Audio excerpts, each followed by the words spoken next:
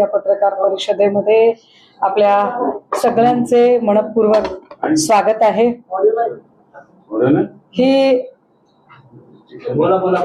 ही पत्रकार परिषद एका महत्त्वाच्या मुद्द्यावर आपल्या सगळ्यांचं लक्ष वेधू इच्छिते।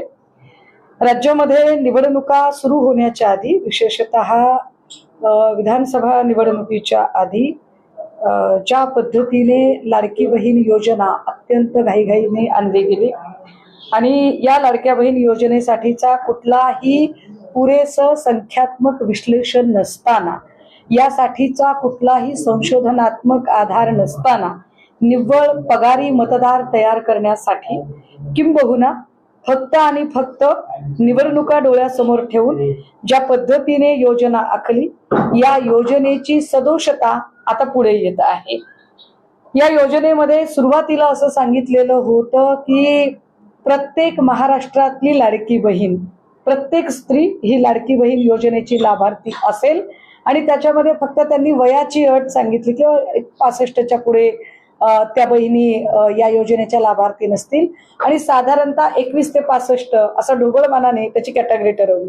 त्या 65च्या पुढच्या का नाही, तर ज्या निराधार योजनेचा लाभार्थी आहेत किंवा इतर योजनेच्या लाभार्थी आहेत त्या इकडे लाभार्थी नसतील असं सांगितलं गेलं।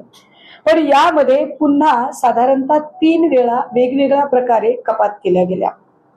यातली पहिली महत्वाची जी कपात होती ती 26 जुलै 2025 ला कपात केली गेली। 26 जुलै 2025 ला साधारणतः 26,34,000 महिलांना लाडकी बहीण योजनेतनं अपात्र ठरवलं गेलं। मला आश्चर्य वाटतं की ज्या महिला बाल विकास खात्याच्या मंत्री आहेत आदिती तटकरे, या क्रेडिट घेण्यासाठी फार सरसावून पुढे येतात। महिलांच्या खात्यात पैसे पडणार आहेत हे सांगायला ज्या तत्परतेने स्क्रीनवर दिसतात, त्या तत्परतेने आम्ही या महिलांना का अपात्र करत आहोत किंवा आता अपात्र करतोय, तर मागे त्यांना पात्र का ठरवलं किंवा त्यांना पात्र ठरवण्यापासून ते अपात्र पर्यंत ज्या एकूण महिन्यातले जे पैसे होते त्या पैशांची जबाबदारी कुणाची हे सांगायला मात्र आदिती तटकरे अजिबात पुढे येत नाही। मी हे सांगितलं पाहिजे की जुलै 2025 ला 26,34,000 बायकांना अपात्र ठरवलं गेलं। म्हणजेच साधारणतः किती पैसे त्यांना गेले असतील, जर 1 वर्षाचे जरी पैसे आपण गृहीत धरले तर 1 वर्षाचे तब्बल 47,41,01,20 रुपये। आता याला जबाबदार कोण असेल? ज्यांनी बॅनर लावले लाडक्या बहिणीचे ते श्रीयुत देवेंद्र गंगाधर फडणवीसची, श्रीयुत एकनाथ संभाजीराव शिंदेची, की दरवेळेला स्क्रीन समोर येणाऱ्या आदिती सुनील तटकरेची। कारण जर तुम्ही क्रेडिट घ्यायला फार तुमच्या भाया फुरफुरत असतील आणि तुम्ही पुढे पुढे करत असाल तर या योजनेमध्ये जो सावळा गोंधळ झालाय आणि यामुळे सर्वसामान्य लोकांच्या खिशातले जे पैसे गेलेत त्याला जबाबदार कोण असेल? मी तुम्हाला फक्त जुलै 2025 ची आकडेवारी सांगितली, ती 47,41,01,20 रुपये 1 वर्षाची मी ढोबळमानाने सांगितली। पुढची आकडेवारी याच्यापेक्षा धक्कादायक आहे। आता पुन्हा नव्याने काही लाडक्या बहिणी अपात्र ठरवलेल्या आहेत। या बहिणी अपात्र ठरवताना साधारणतः 71 लाख महिला एवढा आकडा आहे। 71 लाख म्हणजे हा प्रचंड मोठा आकडा आहे। 1 कोटीच्या जवळपासचा आकडा होतोय। आधीची आणि नंतरची जर संख्या घेतली एकत्रित तर 71 लाख महिलांचं मतदान तुम्ही घेतलेलं आहे। 71 लाख महिलांचं मतदान घेताना तुम्हाला त्या अपात्र वाटल्या नव्हत्या। 71 लाख महिलांना मतदार म्हणून त्यांना गोंजारताना, त्यांच्या खात्यामध्ये पैसे टाकताना प्रत्येक वेळेला दर 3 महिन्यांनी ज्या आदिती तटकरे स्क्रीन समोर येत होत्या आणि कसे पैसे मिळणार आहेत हे सांगत होत्या, त्या आदिती तटकरे आता 71 लाख महिला कशा अपात्र झाल्या हे सांगायला कधी येणार आहेत? कारण 71 लाख महिला जेव्हा अपात्र ठरतात तेव्हा साधारणतः एका महिलेला महिन्याला 1500 रुपये म्हणजे वर्षाला 18,000 रुपये मिळतात।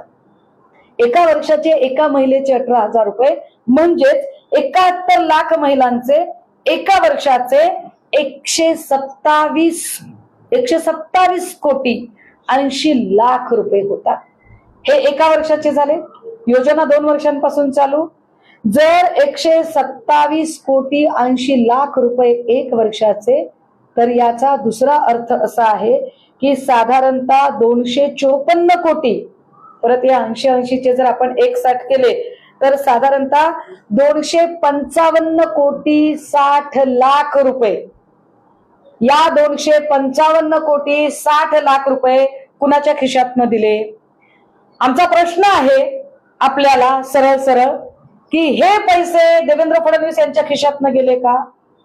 हे पैसे एकनाथ शिंदेच्या खिशातनं गेले का? हे पैसे आदिती सुनील तटकरे यांच्या खिशातनं गेले का? जर तुमच्या तिघांच्याही खिशातनं पैसे गेले नसतील तर या पैशाच्या जीवावर बॅनर लावायचा अधिकार तुम्हाला का होता? आणि जर तिघांचं म्हणणं असेल की नाही पैसे आमचे गेले, जर तुम्ही तिघांनी पैसे खर्च केले तर आम्ही काही तुम्हाला विचारणार नाही की बाबा हे 255 कोटी 60 लाख रुपयांचं काय झालं.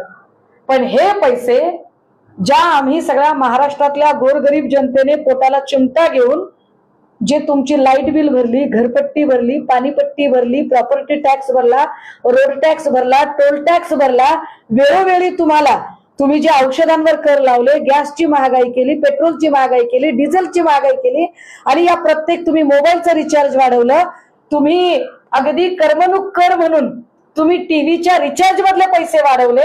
ह्या सगळ्या पैशातनं जे आम्ही तुम्हाला पैसे दिले, किती दिले?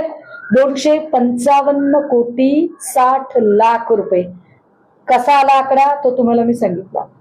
हे 255 कोटी 60 लाख रुपये तुमच्या तिघांपैकी भरणार कोण? तुमच्या तिघांपैकी याची नुकसान भरपाई कोण करणार? एकनाथ शिंदे तुम्ही करणार आहात का?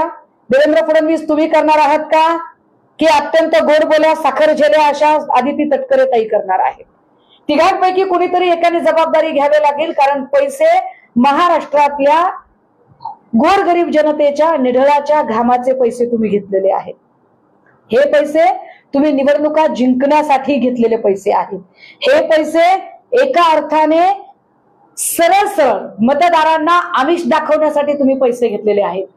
हे पैसे जर इतरांवर आपण फ्रॉडच्या केसेस करत असू तर निवडणुकीच्या आधी एवढ्या महिलांना लाडक्या बहिणीचं आमिष दाखवून आता निवडणुका जिंकून झाल्यावर सगळ्या निवडणुका तुमच्या संपल्या, महापालिका संपली, जिल्हा परिषद संपली, नगर परिषद संपली, विधानसभा संपली, आणि अचानक तुम्हाला 71 लाख महिला, आता तेही आम्हाला संशोधन करावं लागेल की या 71 लाख महिला कुठल्या अपात्र केल्यात तुम्ही? ज्या जिल्हा परिषदांच्या निवडणुका झाल्या तिथल्या केल्यात का? महापालिका क्षेत्रातल्या केल्यात का? म्हणजे हेही कळेल की तुम्ही निवडणुकीपुरते कसे इथल्या महिलांना वापरून घेता येते. आणि मग या सगळ्या पैशांचा अपहार जर झाला असेल तर तुमच्या तिघांवरच फ्रॉडची केस का टाकू नये? हे सरकार फ्रॉड आहे, या सरकारने फ्रॉडगिरी केली असं आम्ही का म्हणू नये? याची उत्तरं तिघांनीही द्यावी लागतील.